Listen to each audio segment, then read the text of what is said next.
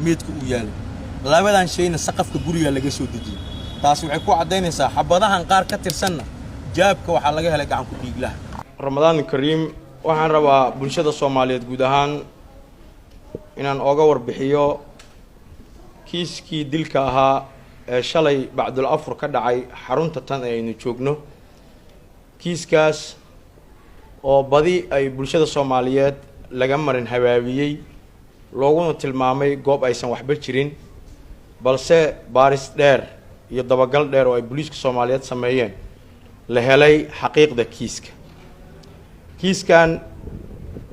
wuxuu ka dhacay gudaha gurigaani waxaana isqabsaday labada shakhsi ee kala ah ay bulshada Soomaaliyeed u kala taqaano atooraha badda iyo leeleefow oo ah ninka atooraha badda la jila filimaanta labadoodii oo dad muxsiniina ay u soo diraan lacagyow ay ku caawiyaan bulshada Soomaaliyeed balse lacagtaasi oo cadadkeedii batay khilaaf ka dhashay awgeed ay ku sababtay labadoodii inay isku gacan qaadaan dabadeedna uu nin ku dhinto kiiskan sida ay bulshada Soomaaliyeed loogu marhabaabiyo oo inay shabaab ka qayb qaateen ma jiraan gacan ku dhiiglahana wuxuu qirtay inuu dilka asaga geystay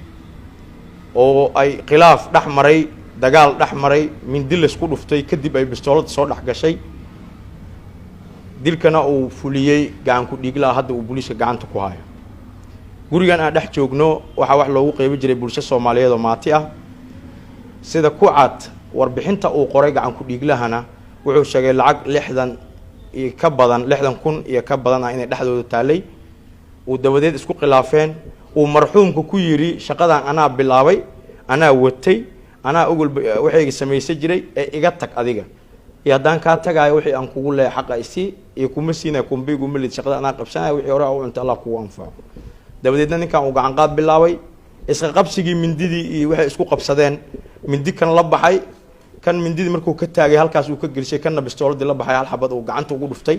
maadaama uu ka xoog badnaa intii laalay uu bistooladina gacanta kala wareegay dabadeedna uu 3 xabadood ku dhuftay sida ku cadeed kiiska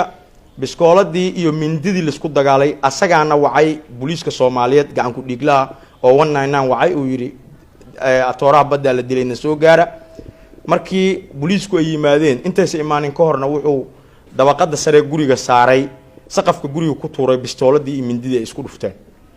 markuu booliiska yimidna wuxuu u sheegay in niman shabaab soo weerareen dileen asagana uu ka badbaaday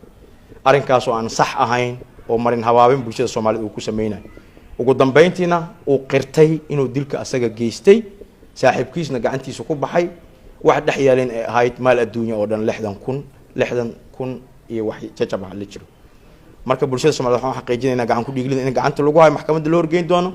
marxuumkana inuu dilay asaga qirtay kiiskan uu cad yahay ay sajirin wax shabaab inta soo weeraray gurigan soo galay uu dilay marxuumka afkiisna uu ku qirtay gacan ka dhiiglaha inuu asaga dilay shalay bacdul afurna ay dhacday